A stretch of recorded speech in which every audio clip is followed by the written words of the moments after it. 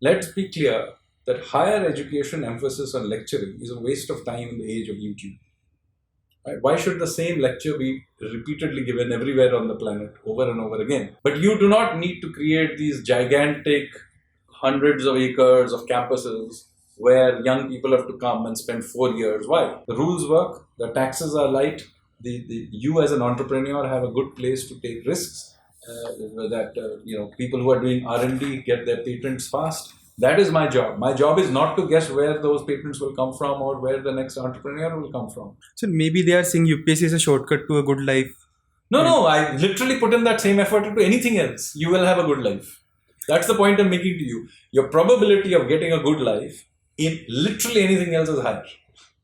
As I said, if so many people got up and threw stones, there were higher probability of succeeding as sports stars with a 99.9% failure. That's the point I'm making. You are an IIT person. Can you not understand basic statistics? That India hasn't broken out of this Nehruvian socialist mindset where from the commanding heights, the government will tell everybody where to go. Why?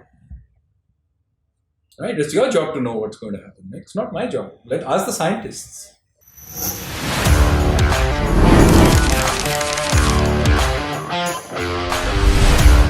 So hello everyone, welcome back to another episode of Chill Mizaz, and today we have Sanjeev Sanyal ji with us.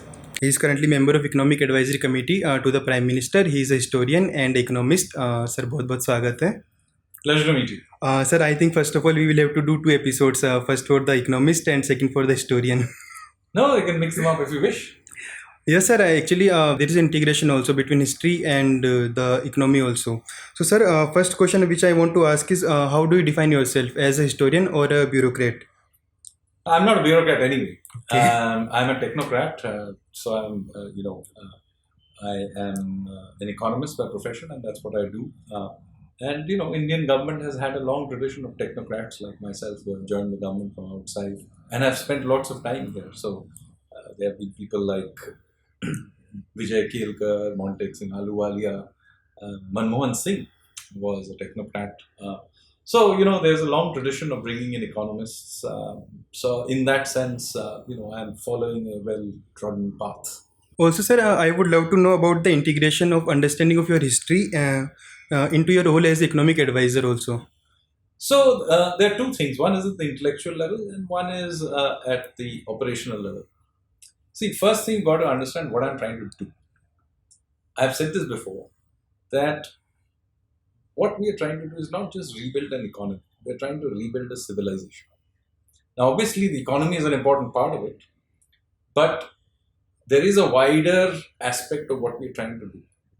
And that must include other things other than the economy. So, whether it's trying to rethink or dig out our history, or think about how we rebuild our cities or build our cities, or how we think about a multitude other things. These are, in my view, a part of the same journey.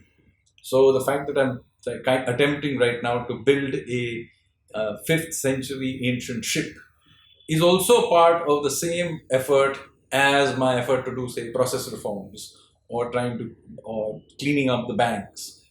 In my head, they're not different. In fact, this separation of subjects is really something that academia does in order for pedagogical purposes, just to make it easy to teach things. The real world does not function in silos at all. So there is no reason why there should be a silo in anyone's head, and there isn't one in mine. At the operational level as well, I work as the Prime Minister's economic advisor, and when you reach the level of that level, everything merges. So it's very difficult to tell, which bit is economics and which bit is not. I have also written reports on things like rationalizing the list of national monuments. Not directly an economics topic, but it's a part of cleaning up the administration and so on. Similarly, I've been parts of many culture-related groups, statistics-related committees related to education, all kinds of areas which in a siloed environment would be not economics. But as I said, at the higher echelons of administration, they all merge. And so I think both intellectually and operationally, the roles I play uh, requires me to think without silos. Sir, does history helps you in making policies? Absolutely. It allows you to think widely about the world. Unfortunately, a lot of the way economics is taught is that it's taught in some sort of a theoretical box, which is doesn't take into account the messiness of the real world. So, understanding the messiness of the real world requires you to understand history. It's not just about uh, understanding where you came from. It's also understanding that at different points in time, other people found themselves in similar positions to mine, where they had to make difficult choices. After all, what do I do? What do I do as an economist? I'm making trade-offs. I don't know how the world will be tomorrow, but I'm making reasoned trade-offs. And that's what people have done, whether there are any large organization, anyone running a large organization or government, or even in personal life, you're making basically reasoned trade-offs, bets on various things. So that's the name of the game. And history can be thought of as a record of other people who have also done the same thing. And so it's an important part of sense of what are the risks involved, how things could pan out, how to make decisions. So a lot of that requires you an understanding of history and your place in it. Yes, sir. Sometimes I also even wonder the change we have seen in the economy throughout the period due to geopolitical changes also. So tell us about that. Absolutely. So, we live in a particularly important period in world history. Clearly, the way the world was run since the Second World War, which is with the West as top dogs, and particularly America as the world single largest world power, that has begun to change. And I mean, that had in fact been even more true since the collapse of the Soviet Union. That entire length of period had a hegemonic power in the beginning, with the USSR providing some balance, but in the last 30-35 years, the US had a free run. Now, that environment is clearly changing. We now have the rise of China. The relative position of Europe has clearly declined. And so the world geopolitics is much more fluid than it has been in generations. Not only that, we in India are beginning to play a role that we have not played for hundreds of years. So suddenly we are also an important, not just an observer, but a player in this world. And our role is growing. It is all of this is evolving. I mean, I'm not predicting where this is all going to go, but we have to pay attention to what this happens. And very importantly, protect our interests in however way this world evolves. And I keep telling people, I'm a complexity theory man. So I am not into trying to predict exactly how the world will pan out. In fact, one of the lessons of reading all this history is that history goes off in directions you never imagined it would. And success eventually is not about the guy who did the best planning, but about the person who was flexible enough to recognize early enough what the new trends were and adapt to it. Yes, sir. For a long time, we were unable to clock the brain drain of India, the bright minds going outside the India. But now everyone want to come back and invest in India. So tell us about the opportunities in India. So it's not the case that we still don't. I think on net we still have a brain drain, but yes, it is no longer one way as it used to be. There are many people coming back now after studying abroad or living abroad, setting up businesses or participating in different ways in Indian economic or social life. So I would say that this is a change, and it's good that we are getting all these skills that with global experience coming back, and it will in some ways fertilize our socio-economic system with new ideas. So it's a good thing. But yes, I think there are many things we need to do for encouraging startups. We still have, in our government policy framework, embedded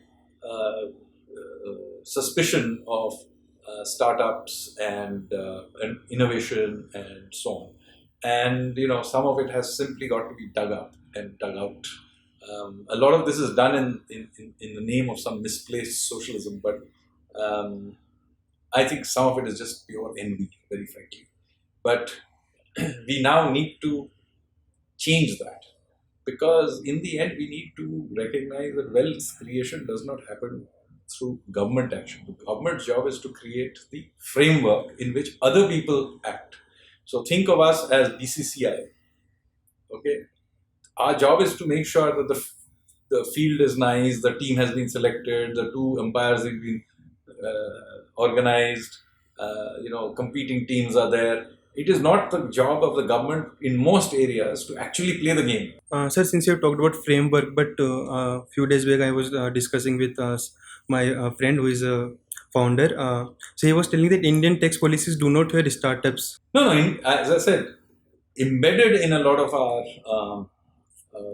policies are inherent anti-business biases, whether for startups or many other things. Now, a lot of that has changed since liberalization, one step at a time. So things are a lot better.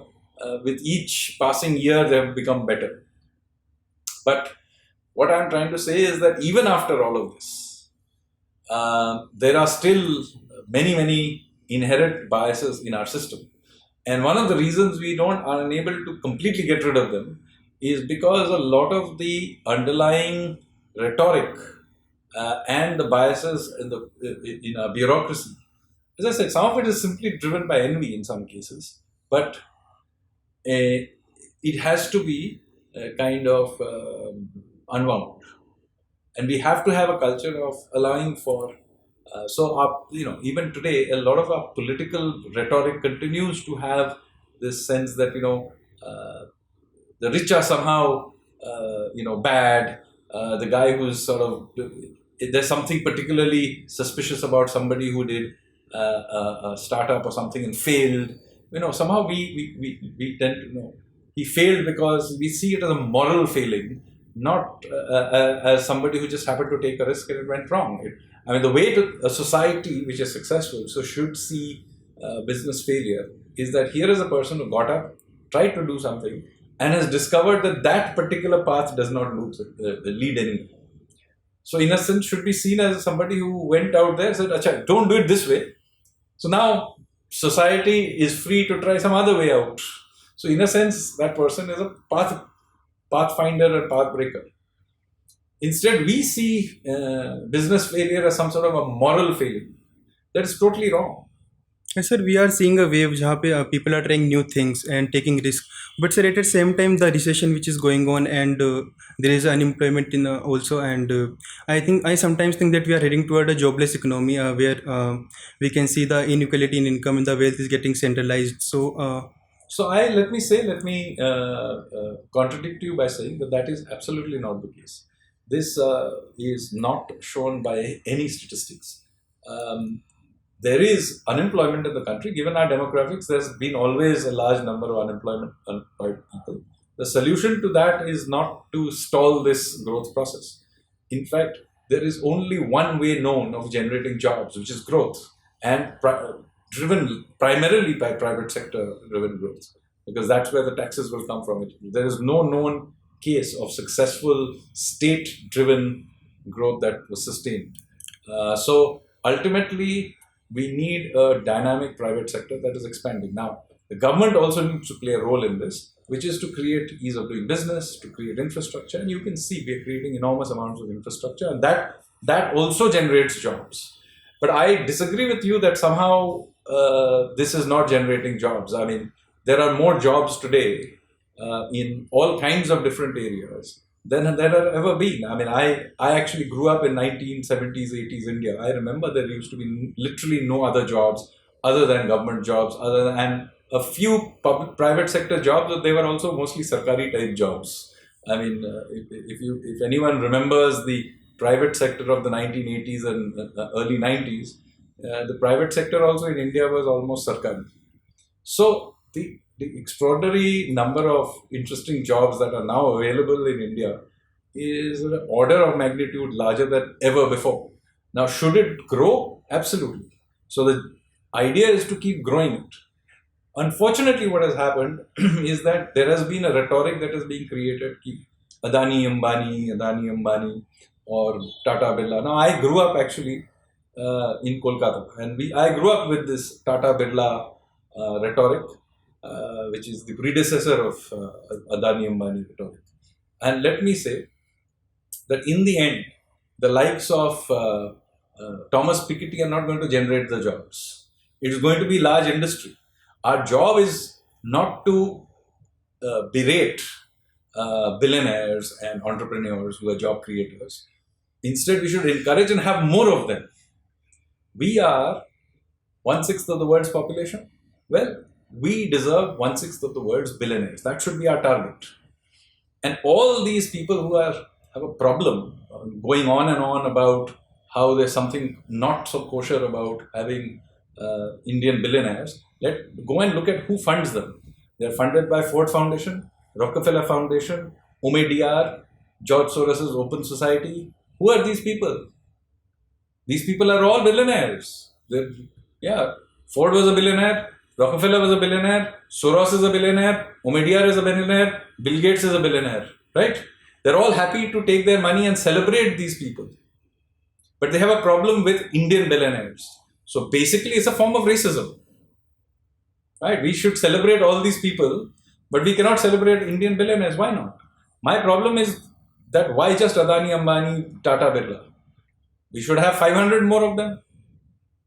So the real game is to have more of them, and every generation should generate more billionaires and more entrepreneurship, more investment. That is the way to create more and more jobs. Okay, sir, but when you start something, you need something, and many of my friends who got their jobs from IITs and their offers got revoked, and now they are looking for jobs, and recession is there, but and at the same time, due to there is no recession. Recession is a technical term which means two quarters of negative growth. We have not had, forget negative growth. Our economy is growing at 8.2% last year. It is the fastest growing economy in the world, and this year also will grow by more than 7%. So the fact that a few IIT people got revoked, so what?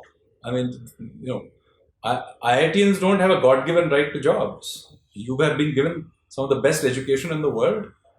Yeah, some of you will get a job. Somebody should go and sing. The rest of us have also had to do that. So going to IIT is not a God-given right in some fashion. You have been given a fantastic education. Now it's up to you. In fact, far from going and looking for a job, some of you should be creating jobs. Sir, but increasing GDP doesn't mean that we are having more jobs in the country. Absolutely, it means that. There is no question about it. The number of jobs being created by every statistical index is growing rapidly. Now, one can debate whether it is fast enough to. There is already an existing pile of jobless youth, and given our demographic profile, one can debate whether it's fast enough to absorb that. That is a fair debate to have, which is a different from recession, where you're saying the number of jobs is shrinking. It is not shrinking. There is no statistical evidence of this. So if that narrative is coming through, let me say that is not based on any facts. Yes, sir. But as you said, the GDP is increasing, and I said that it doesn't mean that we are having more jobs. For example, as I said, the income inequality in India. So wealth is getting centralized towards the capitalist. So what is the statistics of this? That's what I'm trying to say. What is the statistical basis of this statement? So the data is unclear. So then you yourself are unable to provide me statistical evidence of this. Okay.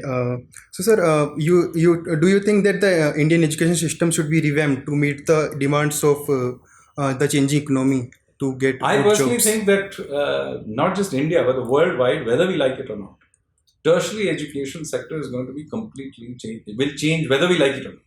And the way it will change is the following. Let's be clear that higher education emphasis on lecturing is a waste of time in the age of YouTube. Right? Why should the same lecture be repeatedly given everywhere on the planet over and over again, when one good lecture given somewhere in the world can be watched by everybody, and then Chat GPT or some other AI can answer all your questions, right? I mean, there may be some specialized question, for that you can have a professor. So wasting time on this lecture-based higher education, I think, is already, a thing of the past. The technology already exists to simply not need it. So what are universities needed for? Universities are needed to do research. Universities are needed to do certification on testing to make sure that you have absorbed what is there. It may be there for certain kinds of projects that you need a lab or some such other thing, but you do not need universities anymore for lectures. Period. All universities, in my view, worldwide, should simply record a good lecture, put it online, and tell everybody to watch it in their free time. Now, this way of delivering higher education has one major advantage, that it is infinitely scalable. You understand? At a very low price, I can just create testing systems, and and the few subjects where you need labs, you can create labs, but you do not need to create these gigantic hundreds of acres of campuses where young people have to come and spend 4 years. Why? Because now you have disaggregated the whole system from the business of taking lectures. So now, if I am good enough, I'll finish my degree in 2 years, I take all the credits and go home. And somebody wants to do it longer, somebody wants to work and do this whole business of having to go to a campus and hang around. Now somebody will immediately tell me, but wonderful networks that have created a, well, fine, then create a large, very nice cafe, give everybody membership. You don't need hundreds of acres for that. And spending such thousands of crores or billions of dollars in the world for this. And so I am arguing very strongly that you need to radically rethink higher education such that you can have testing systems that are, so invest into having really good testing systems. That is a fair thing to do. But you see, moment we no longer have to give all these lectures and do these kind of things, then this same resource shifted to research and testing and certain kinds of lab capabilities will mean that we can focus the energy of the education system to doing productive things. Today, so much, after all, we are creating hostels and lecture theaters. Most of the time, those hostels and lecture theaters are empty, even today, even in the current system. And hugely expensive things, not needed. And they are effectively narrowing the gate from people from gaining skills. Whereas if you put it all online for the lecturing part, have limited times where you need, and each campus can be used for, the same IIT campus can be used to educate 50 times the number of people. So, and that will suddenly make it possible to give higher education at almost throwaway prices. So, do you think that getting a degree is overglorified in India and absolutely about skills? So immediately, what will happen by this?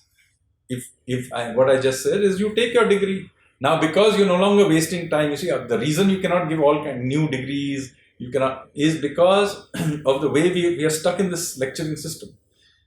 But if you weren't doing that lecturing system, and you can give new skills, supposing a new area emerges, all you need to do is to create the curriculum. Give a series of lectures. You don't have to retrain your entire faculty around the world, nothing. One or two people who know something about the subject gives a series of lectures, you create the curriculum, you created a credit, and you created a testing system. And you can give new degrees. The whole thing will become flexible and vastly more productive than the current system. The system that we currently have is a product of the 19th century. Before the 19th century also education was different, and there's no reason why the 19th century was somehow particularly exciting period in time. And this social aspect, by the way, even today, university education is a elite activity. And earlier it was not even an elite activity. That doesn't mean that people didn't have social networks. They did. I mean, they used to have YMCA, they had the local akhada, they would have go to the temple. So people created other ways of creating networks. So as society changes, human beings will generate new social ways of creating networks for young people. I don't think we need to, if the purpose of creating universities, which are very expensive things to maintain, is to create networks for elite people. Well, those tiny group of people who want to do that can continue to study and continue to use them. Okay, but they should pay for it. I don't see why the state should be funding this. Sir, seeing from your vision, I think everything is going to transform in India. And sir, what do you think the future of jobs, the kind of jobs we are going to have? I have no idea, and nor does anyone else. So the whole point I'm making is history is inherently predictable. This is not about finding the next great prophet or the next great consultant or the next great economist. Nobody has a clue. Even the people who are inventing these technologies have no idea how it will evolve out.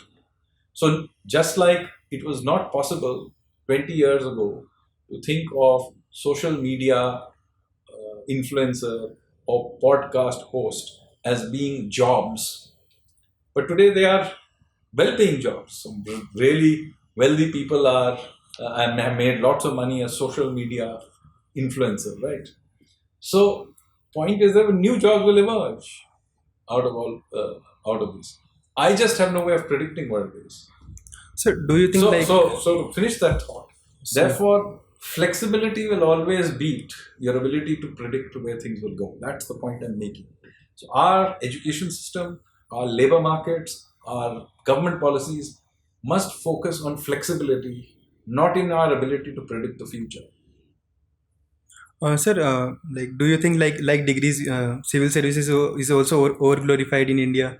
And Well, certainly, I mean, even much more than degrees, you have over glorification, particularly of the UPSC, which I have pointed out many times. And in fact, my criticism of UPSC as an exam is not so much about UPSC itself, but about this whole culture of writing the UPSC. And I keep pointing out that, 0.1% of people who sit for the UPSC get through the UPSC. Yeah. yes, sir. That's a 99.9% failure rate. Effectively, it's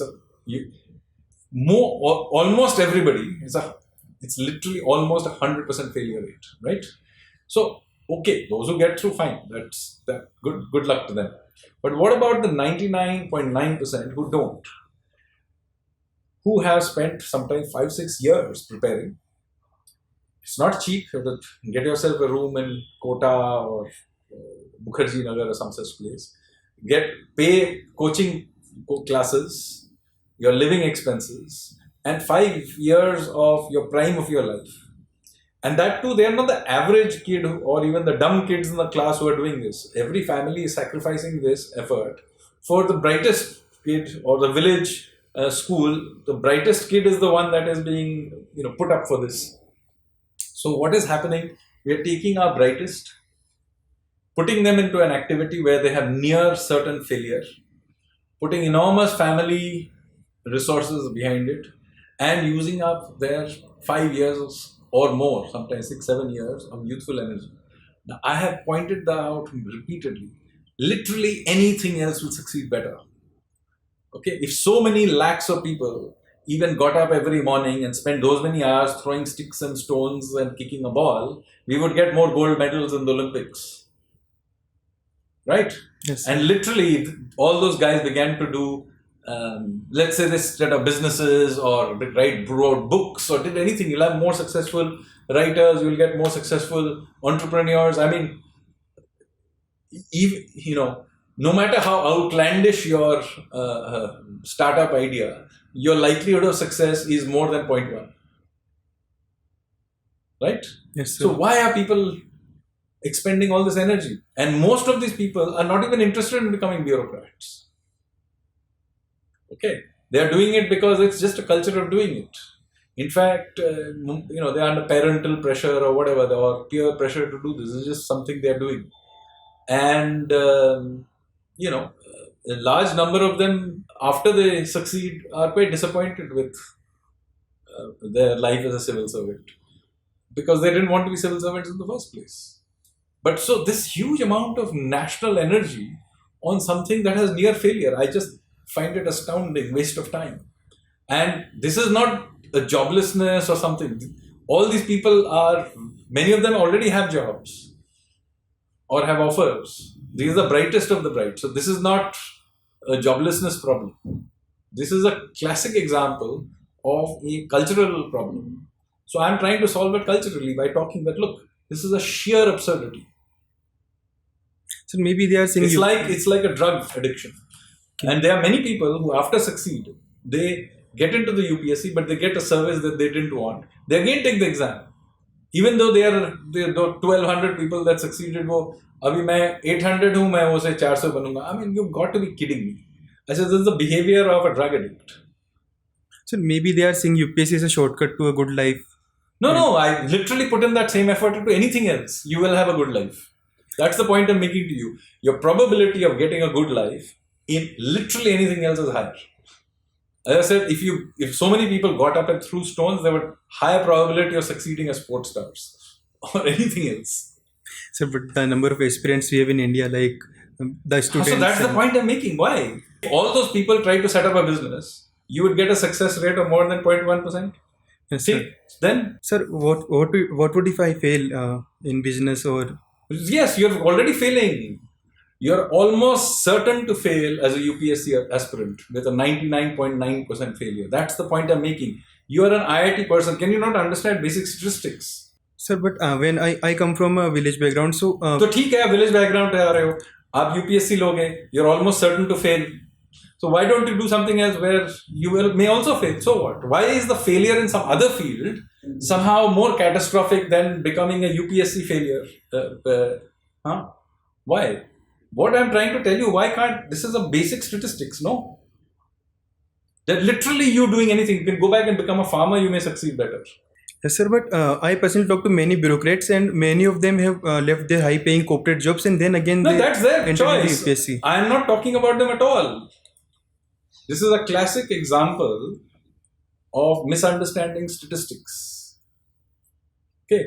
And there is a whole literature of something called survivorship bias. Please read about survivorship bias.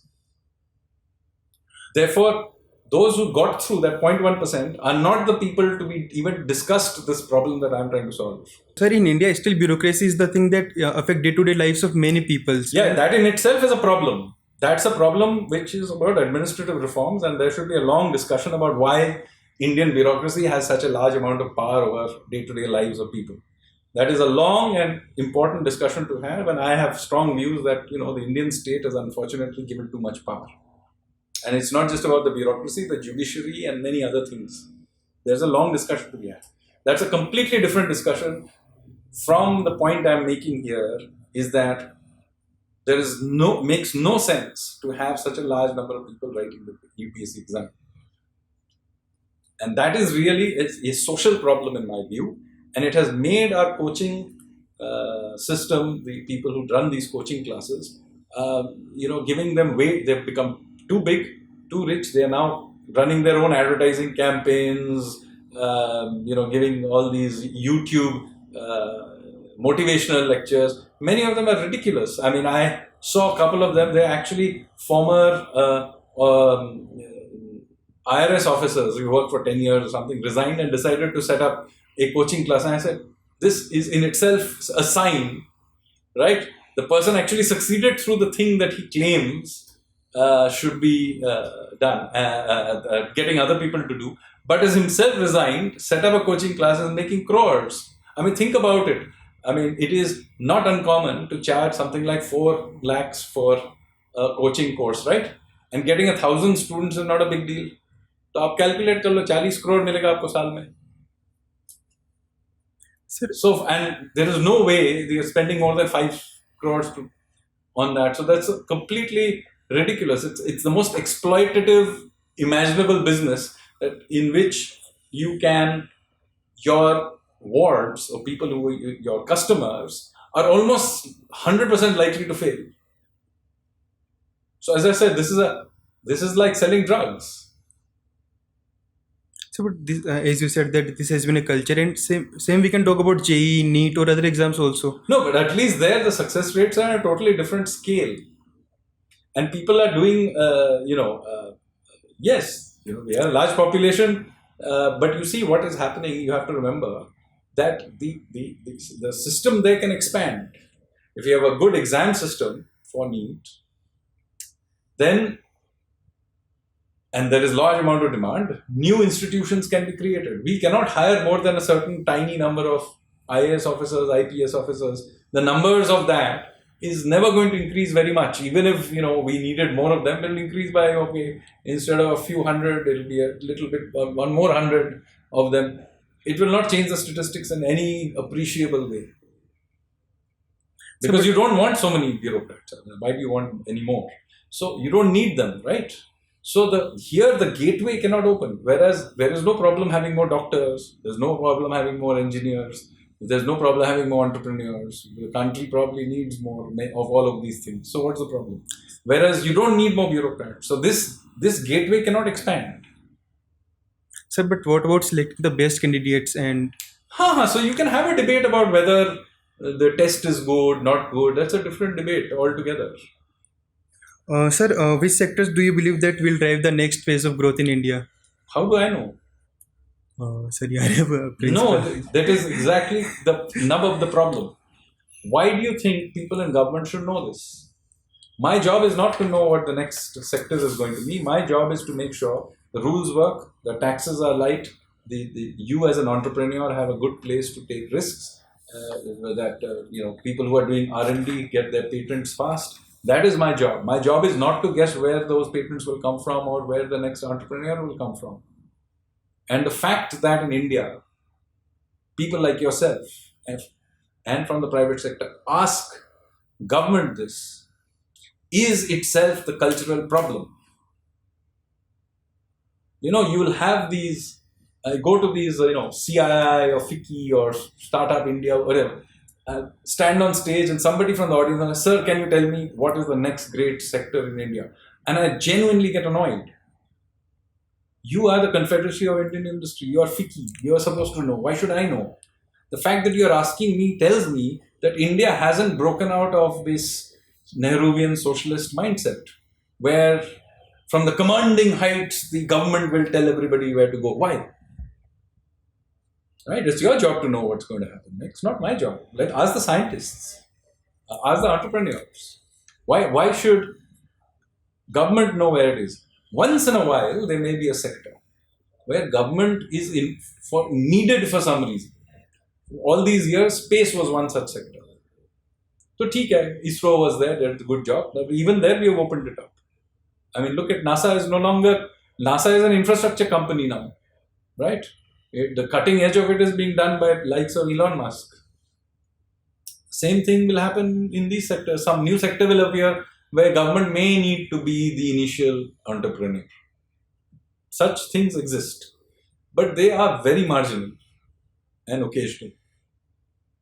Typically, government should be agnostic to these things. Once it emerges, it may need some support, we should provide. For example, or we should provide regulations for that. For example, artificial intelligence is a huge sector. There are obvious problems with it. It is not my job to know how artificial intelligence, new sectors will be enabled. That's not my job. My job is to figure out where are the major breakdowns that could happen, artificial intelligence could endanger security or whatever, humanity or whatever you think artificial intelligence. So you need regulations. So yes, that's fair enough. Somebody like me should think about this, and I published a paper about how to think about artificial intelligence regulation.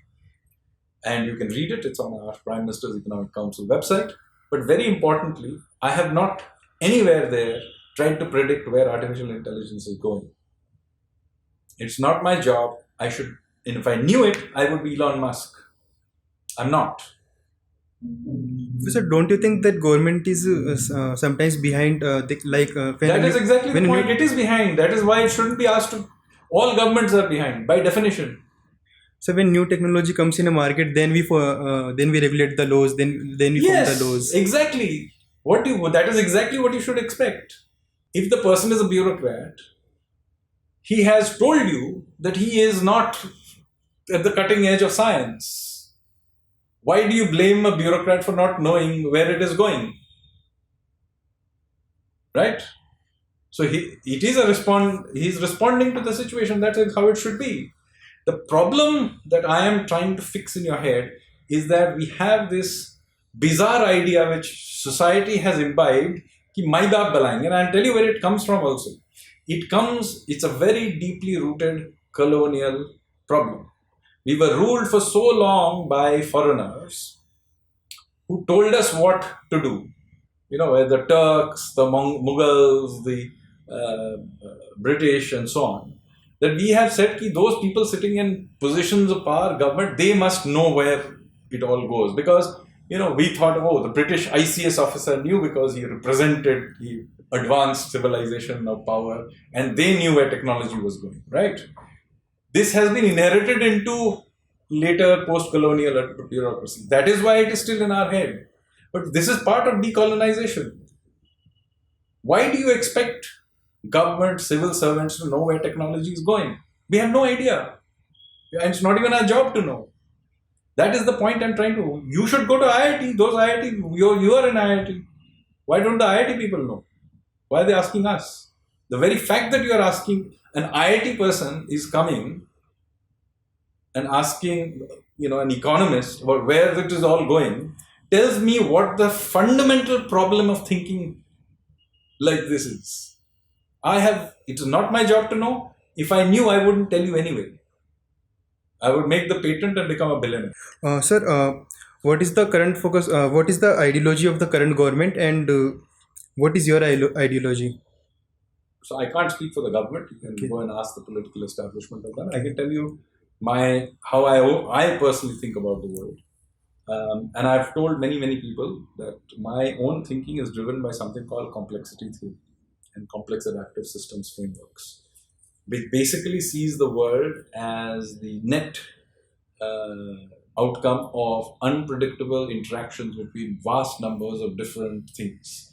So, unlike say Marxists who are of the view that there is that history moves like a steam engine due to the interaction of dialectic materialism, or there are others who may have they have a purely view that it's all about various kinds of economic equilibriums, or there are various theories of how the world functions. What is an ideology? It's a way of thinking about how the world functions.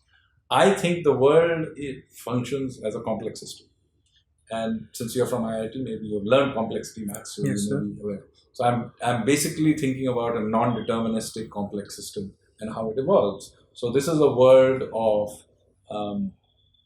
unintended consequences, butterfly effects, where a big thing may have a small impact, a small thing may have a big impact. The pathway is non-deterministic and naturally not predictable.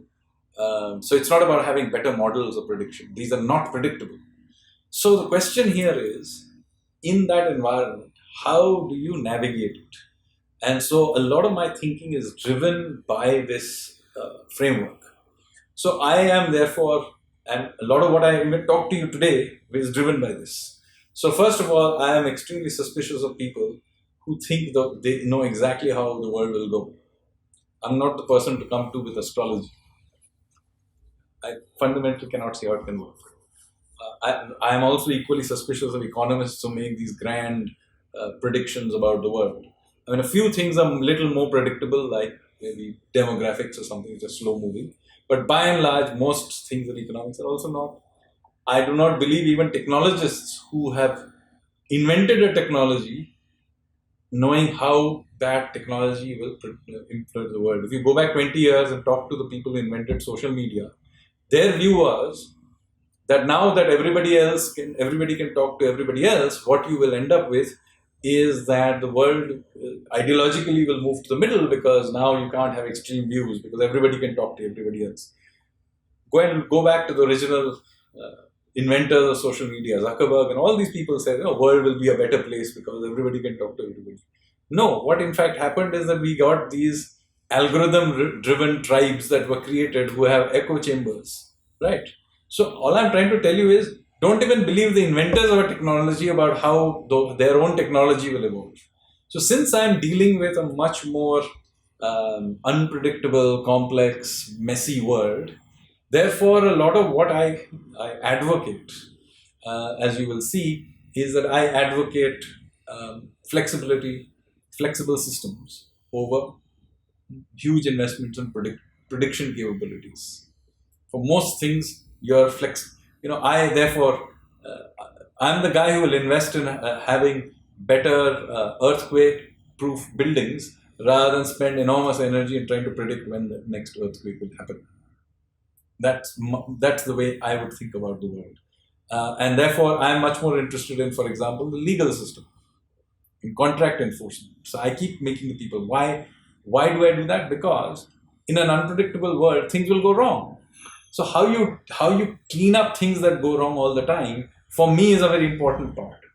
Therefore, dispute resolution, i.e., the legal system, is critical to me. Insolvency and bankruptcy code, for me, is critical. Why? Because if businesses are going to take risk, the very nature of risk is that some of it will go wrong. What do you do with the guys who go wrong? You have to keep. So a lot of my thinking is derived from this. You can call it right wing or whatever you may like, but I'm just telling you this is where my thinking comes from, and I consequently have a natural suspicion of socialism, because socialism by its nature is driven by the idea that the state knows what the best outcome is. That is not to suggest that I believe that markets are necessarily leading the world to an optimal outcome. Market can lead you to suboptimal outcomes. The main advantage of a market, largely market-driven system, is not that it gives you optimal outcomes, because I don't believe in optimal outcomes. There's no such thing as an equilibrium in my world. It just is that it is more flexible. A market will remain suboptimal for a shorter period of time than a bureaucracy will. Sir, you talked about many things, and the one thing which is stuck in my mind is you talked about that when a new technology comes, even the inventor doesn't know that where it goes. And a few days back, I realized that we have a meta and chatbot in WhatsApp and Snapchat. So, and I can see many books behind you. So, you still believe in reading or? Yes, I do. I am still a reader of books, simply because they are easier on my eyes, and secondly, for another reason. If you read and pick up any of the books I have read, you will be left in no doubt that I have read them, because I write notes, underline things, do all kinds of things. So every book at the end of my reading has any book I have found of interest, not every book, but anything that I thought was of interest, will have lots and lots of my thoughts and notes and underlines and all kinds of things. So that is much easier done in a book than it is in some other format. It's much easier to cross-reference and do other things. Remember, I'm a writer, so for me, easy cross-referencing is a big deal. Sir, my generation is more into social media, and I think people are getting alone these days, and this is an issue. Do you think this is an issue? No, I don't think. I mean, obviously, there are people who get addicted to social media and are unable to deal with the wider world. But the people in my youth were addicted to other things. I don't think it's a specific kind of a problem to an addictive personality. But let's say if social media did not exist, would it be the case that people would be less lonely? I don't know. I haven't studied the matter, but maybe not. In some ways, the childhood I grew up in was had people who were lonely, or whatever. It was, for example, for some people, it was you had to conform a lot more. It was a much more conformist society that I grew up in, and that is natural, because you had to inhabit one world, which was your neighborhood or whatever, or the school you went to. There was no other alternative world that you could inhabit. So you had to conform to that world, whether you liked it or not. So one could make the opposite claim also, that now you can inhabit many other worlds. Supposing you don't like your neighborhood kids, you can be a part of some other universe if you wish. You can be a part of many universes. Why just one? Sir, you have grown up in Bengal? Kolkata, yes. Okay. Sir, I have seen that in Bengal, like many of our professors are from Bengal. So there is a culture in Bengal of academia and music. So, Yeah, there was a culture. I'm sorry that a lot of that culture has now stagnated over time. In fact, even while I was myself in the 80s, quite visible that Kolkata and intellectual life in Kolkata was stagnating rapidly. So, 100 years ago, if you asked about intellectual life in Kolkata, you would have talked about the likes of Rabindranath Tagore or many of his nephews and cousins and so on, not just him, or Netaji or Swami Vivekanand or Sri Aurobindo or Deshbandhu Chittaranjan. I mean, I can go on, long list of great people who would have inhabited Kolkata and its environments and Bengali culture in general. Um, and today, you just won't be able to name people of that stature today. And yet, 100 years ago, all of these people are there. And they were not all Bengalis. I mean, there was C.V. Raman and many others, non-Bengalis also who lived in Kolkata. Some remarkable British thinkers, scientists, etc. And, maybe business people. People have forgotten of Kolkata as being a vibrant business center. And many of them are Bengali. So, the point I'm making to you is that the stagnation of Kolkata is something I think, unfortunately, not adequately. Till very recently, many did not even accept that something like that had happened, but I think people now accept it. But I think now some thought has to be given to reviving Kolkata because, in some ways, rapid growth is the result of some urban hub generating disproportionate growth. This is what has happened in North India with Delhi NCR, or in Western India with the triangle of Mumbai, Pune, Ahmedabad, or in South India with the triangle of Hyderabad, Bangalore, Chennai. Eastern India does not seem to have a urban, rapid growing hub that can then pull the rest of the system and create a self-sustaining dynamic. And I think in the end, the revival of Kolkata is an important part of bringing back Eastern India. okay. Okay, sir. So I think that's a lot of time. So on the ending note, thank you so much for coming and sharing your learnings and insights. Thank you so much for coming. It is a pleasure to talk to you. Thank You you. so much.